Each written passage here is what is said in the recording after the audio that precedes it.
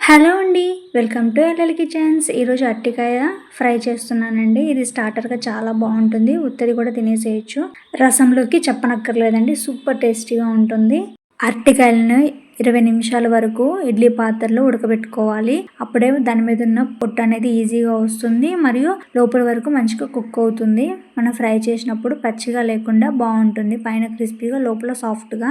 వీడియోలో చూపిస్తున్న విధంగా కట్ చేసుకోండి, కొంచెం థిక్నెస్తో. ముక్కలకి మసాలా పట్టించడం కోసం మనం మసాలాని ప్రిపేర్ చేసుకుందాము. 2 టేబుల్ స్పూన్ల కారము, స్పూన్ ఉప్పు, 1 స్పూన్ పసుపు, కలర్ కోసం ఎక్కువ వేసుకున్నానండి, 1 స్పూన్ ధనియాల పొడి, 1/2 స్పూన్ గరం మసాలా, 1.5 స్పూన్ బియ్యపిండి, స్పూనున్నర శనగపిండి వేసుకొని బాగా కలుపుకోవాలి. అరటికాయ ముక్కల్ని కట్ చేసుకున్న వెంటనే ఉప్పు నీళ్ళలో వేసుకోవాలి. అప్పుడే నల్లబడకుండా ఉంటాయి. మనం మసాలా పట్టించేటప్పుడు వాటర్ లేకుండా వడగట్టుకొని తీసుకోవాలి ముక్కల్ని. ఈ మసాలా పొడిలో ఆ ముక్కలు అనేది డిప్ చేసుకోవాలండి. ఇలా వీడియోలో చూపిస్తున్న విధంగా అన్ని ముక్కలకి బాగా పట్టించుకోవాలి. ఇప్పుడు ప్యాన్ హీట్ చేసుకొని కొంచెం ఆయిల్ వేసుకొని, ఆయిల్ అనేది హీట్ అయిన తర్వాత మనం మసాలా పట్టి పెట్టుకున్న ముక్కలన్నిటిని వేసుకొని 2 వైపులా ఫ్రై చేసుకోవాలి. ఆయిల్ అనేది కూడా తక్కువ పడుతుంది. నాన్ స్టిక్ ప్యాన్లో వేసుకుంటే, మీ దగ్గర దోశ ప్యాన్ ఉన్న ముక్కలన్నిటిని ఫ్రై చేసుకోవచ్చు.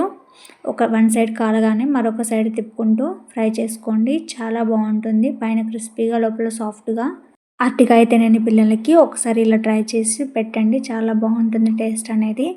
అరటికాయలని ఉడికించకుండా కూడా పచ్చివే సన్నగా కట్ చేసుకొని ఫ్రై చేసుకోవచ్చు, కానీ అలా అయితే ఎక్కువ టైం పడుతుంది. ఇలా ఒక 20 నిమిషాల వరకు ఇడ్లీ పాత్రలో ఉడికించుకోవటం వల్ల మనకి ఫ్రై అనేది త్వరగా అవుతుంది. లోపల సాఫ్ట్గా, పైన క్రిస్పీగా ఉంటాయి. ఈవినింగ్ టైం స్నాక్ లా కూడా తినొచ్చు. ముక్కలన్నిటినీ ఫ్రై చేసుకున్నాను. ఈ రెసిపీ అనేది చాలా ఈజీగా ఉంటుందండి, ప్రాసెస్ కూడా. మీరు కూడా ఒకసారి ట్రై చేయండి. ఈ వీడియో కనుక మీకు నచ్చినట్టయితే like and share and subscribe to my channel.